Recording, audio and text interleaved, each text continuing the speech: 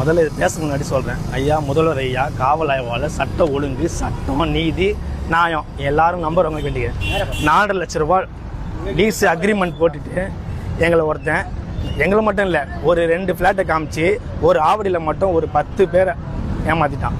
அதில் போகாமல் கெருக்கம்பாக்கன்ற ஏரியாவில் அதே பர்சன் ஒரு 20 பேர் ஏமாற்றிருக்கான். கிட்டத்தட்ட 3 crores நியர் பெரிய ஸ்கேம் பண்ணிக்கிறான். அவனை கம்ப்ளைண்ட் பண்ணி ஆக்சுவலாக ஒரு 2 days முன்னாடி தான் அவன் ஃபோன் சுவிட்ச் ஆஃப்.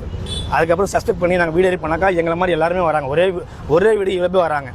இன்றைக்கி அவனை டேஸ்ட் பண்ணி அவன் வண்டி பிடிச்சி டேஸ்ட் பண்ணி இங்கே வந்தாக்கா போலீஸ் கொண்டு வச்சிட்டாங்க. இன்றைக்கி அவன் ஓப்பனாக சொல்கிறான், உங்களால் என்ன ஆக்ஷன் வேணால் எடுத்துக்கோங்க, நான் அக்கௌண்ட்டில் வாங்கினது தான் தரேன், நான் வாங்கலை. ஒரு வீடியோ காமிக்கிறோம் நீ வாங்கணும்னு சொல்லிட்டு அவங்க எனக்கு புக்கு கொடுத்தாங்கன்றாங்க. எவ்வளோ ஒரு ஆளால், அதாவது அவன் எப்படின்னா அவன் ஃபேமிலிக்காக என்ன பண்ணுவான்ற பேரில் எல்லா ஃபேமிலியும் நடத்து நிற்க கேட்குறான். எனக்கு என்னதான் நியாயம் கிடைக்க போகுது? நான் சாதாரண ஒரு ஆட்டோ ஓட்டுருவேன்.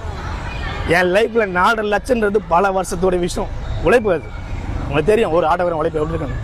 ஆனால் அந்த காசை அவன் அசால்ட்டாக எடுத்துக்கின்னு என்கிட்ட இல்லை, நான் வாங்கலை, உங்களால் என்ன பண்ண முடியுமோ பண்ணுங்கன்றான்.